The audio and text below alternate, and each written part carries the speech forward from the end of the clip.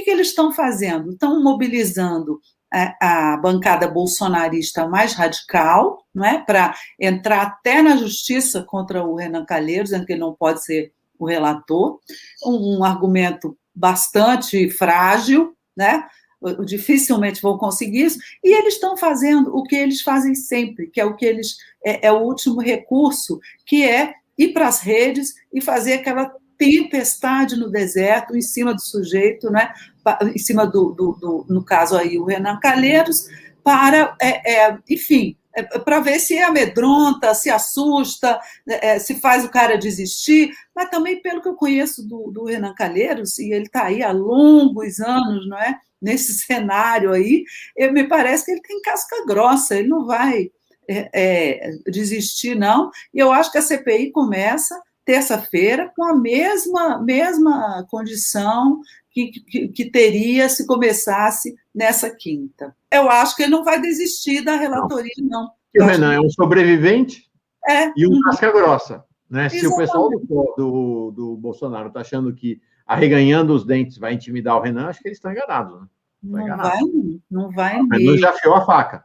Né? Já afiou a faca e já está lá, e não sei o que ele fará, porque ele é um pragmático, pode ser que lá na frente ele negocie, eu não estou dizendo que o Renan vai derrubar o Jair Bolsonaro, não, com o relatório dele, mas eu acho que essa CPI, Mauro, mesmo que ela acabasse em pizza, no sentido de não dar nada, nenhum processo na justiça contra o governo, contra as pessoas do governo, em punição alguma, ela já terá feito um enorme estrago no governo Bolsonaro, porque sabe lá o que é uma CPI midiática que a TV vai transmitir todo dia ao vivo, expondo os erros, os equívocos, o genocídio, não é? No fim, porque a CPI, hoje eu vi o Tasso Gereissati falando na televisão, essa pode ser uma das CPIs, a CPI mais importante da história do Congresso.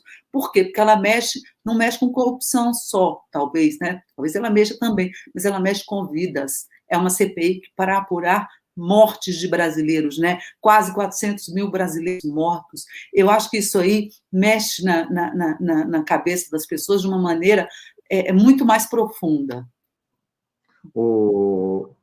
Helena, de fato, eu acho que essa CPI será histórica, porque as outras CPIs todas, elas estiveram vinculadas a temas e escândalos do universo político-governamental. Essa aqui não. Ela extrapola muito esse universo e estamos falando isso, da vida das pessoas. Deixa eu te perguntar um pouco, porque num primeiro momento, o Tasso Gereissati foi... Bom, primeiro, sobre o Renan, vou fazer perguntas sobre a CPI. Você acha que com esse adiamento o governo terá algum sucesso nessa ideia de tentar queimar o Renan, de tirá-lo da relatoria? Renan já reagiu ontem e pediu ao Twitter a suspensão de 3.000 contas de bolsonaristas no Twitter. Já foi para a guerra. Você acha que tem alguma chance dele não emplacar na relatoria? Acho que não. Ele já fechou ali, a maioria da CPI como eles dizem, independente, né, para não dizer que é contra o Planalto. A correlação lá de forças é 7-4, então o governo está em bastante desvantagem. O Renan só não será relator se o governo conseguir maioria lá para, na hora da votação, derrubar ele e eleger um outro nome. Eu acho difícil que isso aconteça, né? Embora, Mauro, as fofocas, assim, aqui em Brasília, o governo está preparando, vai dar um ministério para um senador, para começar a arrumar as coisas no Senado. Eu acho até que ele poderá fazer isso e até começar a melhorar a base dele no Senado. Mas ficaria tão óbvio, tão explícita a safadeza, se ele der um ministério para alguém dentro da CPI, ou para alguém próximo de alguém da CPI, e mudar o voto lá dentro, né, que um político que faz isso, ele se acaba. Ano que vem tem eleição, né, eleições gerais no Brasil inteiro. A boa parte daqueles indicados ali para a CPI vai tentar eleição, ou vai tentar eleger um aliado, e está ali para fazer palanque eleitoral. Imagina se um cara desses vai mudar o voto e com essa pecha de ter levado um ministério, um cargo alguma outra coisa do governo. Né? Agora, é importante, Tereza, explicar que, se eu não estou enganado, quem elege presidente e relator de uma CPI são os membros da CPI, os titulares, não é isso? São os titulares. É assim, o presidente da CPI, que já foi indicado pelo PSD, né, que os maiores partidos são MDB e PSD. Então, portanto, eles têm direito à presidência e relatoria da comissão. Daí, o MDB, que é o maior mesmo, que faz a primeira escolha, escolheu a relatoria, porque, claro, a relatoria é muito mais importante. Né? O maior, você diz, é a maior bancada no Senado. Maior né? bancada, isso. Tá. Escolheu a relatoria e indicou o Renan. O PSD, que é a segunda maior bancada, ficou, então, com a presidência para o senador Omar Aziz. Então, diz o regimento que esse Omar Aziz toma posse da presidência e ele, em seguida, indica o relator. Então, pelo regimento, parece que ele tem todos os poderes de indicar o relator. Só que não tem. Ele tem que indicar o relator que foi combinado previamente. Senão, ele dança da presidência também. Não é? O MDB e os outros retiram o apoio a ele como presidente. Então, o que está, o roteiro previsto é o Omar Aziz assumir. O Omar Aziz é um senador do Amazonas, que é um dos estados onde houve mais vítimas proporcionalmente da Covid, e de uma maneira mais dramática, porque morreram por falta de oxigênio, né?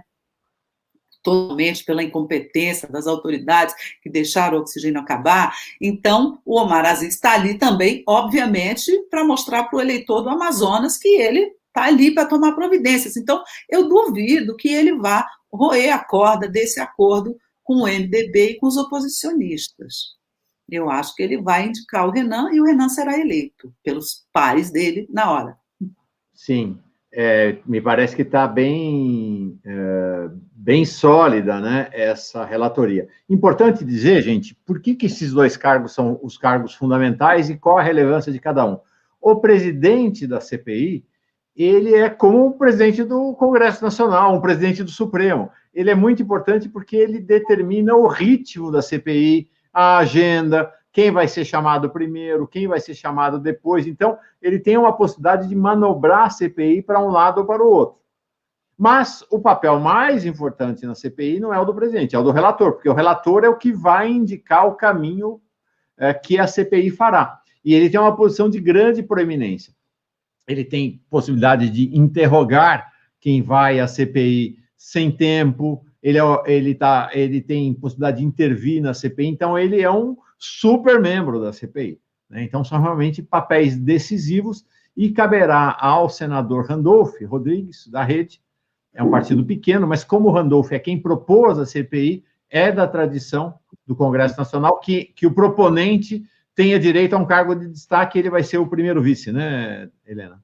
Ele vai ser o vice-presidente, ele aceitou, porque existe a tradição de que esse primeiro signatário da CPI ocupe a presidência, mas no caso do Randolph, ele é de um partido muito pequeno, a Rede, os outros não iriam deixar, e ele não tem nenhuma garantia regimental, não é, disso, isso é apenas uma tradição. Então, ele vai assumir, mas eu acredito que ele vai ajudar bastante ali a oposição, né, porque ele vai substituir o Omar Aziz nas ausências dele, ele vai provavelmente ajudar a presidir sessões, não é? Porque essas CPIs, quando começam, né, lembra da deputada do PC, elas varam dias, horas a fio, em reunião, ouvindo testemunhas, examinando documentos. Então, eu acho que o Randolph, embora não seja o presidente, ele tem um papel muito importante ali. E o relator, que é o Renan, ele é o sujeito que vai fazer o relatório, claro, tem que ser aprovado pela CPI, mas vai fazer o relatório que vai dizer quem é culpado, quem é inocente, que vai ser mandado ao Ministério Público responsabilizando as pessoas, não é isso?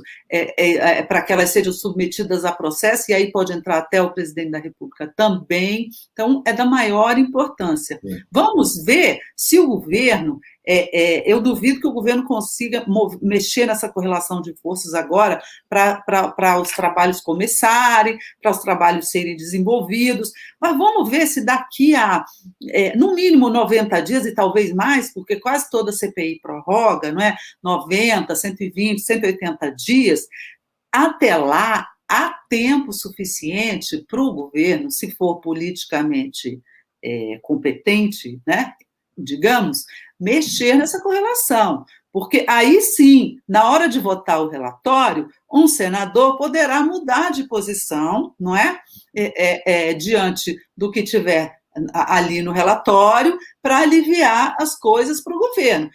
Essa hipótese é possível, por isso que eu falei antes, até em darem pizza. Isso é sempre possível, mas eu acho que o estrago, o dano de imagem já terá sido feito. O jogo não está jogado, tá, gente? O jogo está começando só. E nós vamos acompanhar este jogo dia a dia. A Pós TV 247 vai transmitir todas as sessões da CPI, tudo. Claro que, como a Helena disse, as sessões da CPI alongam-se por horas. Dependendo da CPI, as sessões acontecem no fim de semana. Então, nós vamos manter a programação normal, Pós TV 247, e, paralelamente, também na Pós TV, transmitir ao vivo a CPI. É claro que nas sessões, nos interrogatórios, né, mais relevantes, aí a gente suspende, eventualmente, uma parte da programação para nos concentrarmos na cobertura da CPI. Sei lá, por exemplo, o Pazuello vai depor. Bom, nós vamos parar tudo para ver esse cara sendo interrogado ali no banco dos réus, né? E vamos comentar, né, Mauro? E vamos fazer nossos comentar. Não, acho que a Helena vai ser uma das pessoas que vai estar... O Tasso, ele disse que aceitaria, em hipótese, a presidência da CPI, caso o nome dele fosse consensual, não é? Caso ele fosse eleito por aclamação entre os pares dele. Só que é óbvio que uma função dessa numa CPI é um prato cheio para qualquer partido. Então, não houve ali, dentro da CPI, esse acordo, esse consenso, nem por parte dos governistas, dos 4 governistas, que, obviamente, eles não queriam o Tasso. O Tasso hoje é um senador que tem um discurso oposicionista ao governo, e também os independentes, como ele, também não quiseram, porque não é que não quiseram, alguns queriam sim o Tasso. Mas o PSD, por exemplo, do Omar Aziz, ele cresceu o olho para a presidência da CPI. É óbvio que a presidência da CPI é um lugar com uma exposição midiática fantástica para o sujeito. Você vê toda hora aí o Omar Aziz está na televisão, né? Está o tempo todo aí.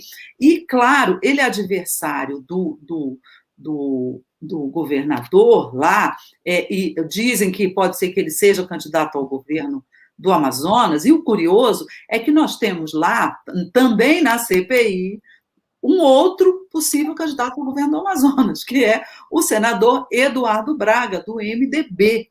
Que está na CPI também, né? Isso. Ele está na CPI, porque, para você ver, né, a questão do Amazonas foi tão grave que 2 dos senadores do Amazonas deram um jeito de estar nessa CPI, e um deles deu um jeito de ser o presidente. Não é? É claro que ele ocupou o espaço que alguém queria dar para o Tasso antes, mas que não houve consenso. O Tasso, evidentemente, o partido dele é menor, ele é o único representante do PSDB na CPI, ele sacou que ele não iria ser eleito presidente, que ele ia ali disputar, não valeria a pena. Então, ele se preservou, porque o Tasso também tem uma questão política, que ele é o senador da única vaga do Senado no ano que vem, que vai ser renovada no Ceará. Né? Ano que vem, apenas 1/3 do Senado vai ser renovado. O Senado é assim,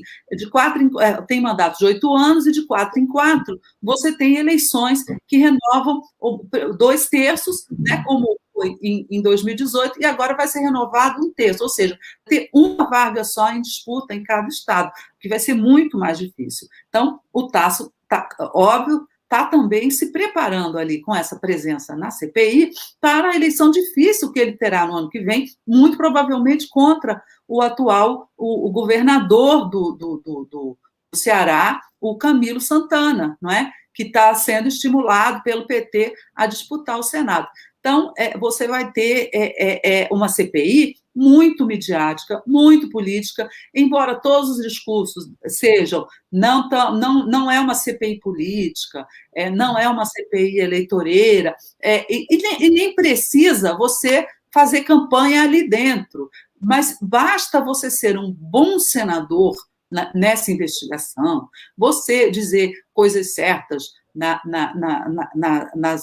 nas oitivas, perguntar para o depoente, você fazer boas manifestações, você mostrar que você é um senador ativo, que é óbvio que você terá ganhos, né, frutos eleitorais sobre sua atuação na CPI. E, de fato, tem espaço para protagonismo de todos eles, né? Porque são só 11 membros, né? Então, é um entre 11. Então, tem espaço para todo mundo ali brilhar. Você imagina, o Tasso Gereissati é alguém que apoiou o golpe, né? Um líder histórico do PSDB, foi fazendo esse caminho de direitização progressiva do PSDB ao longo dos anos, foi simpático a Bolsonaro contra Haddad no segundo turno, mas tem entrado em conflito e em rota de colisão com o governo Bolsonaro cada vez maior, tanto que, recentemente, ele, que era um dos ferrenhos adversários do impeachment, começou a admitir essa hipótese. Você imagina que ele terá um papel de destaque na CPI? Porque ele é muito respeitado no Senado e tem, talvez, nesse grupo de senadores ali, só o Renan tenha tanta experiência quanto ele, né? Eu acredito que o Tasso terá, sim, muito espaço, exatamente por isso que você falou ali. O Tasso, ele é um líder muito respeitado no Senado, pela experiência dele, vários mandatos, foi presidente do PSDB, ele foi governador, né? Então, ele tem muita influência no Senado, ele é um senador ali sênior, né?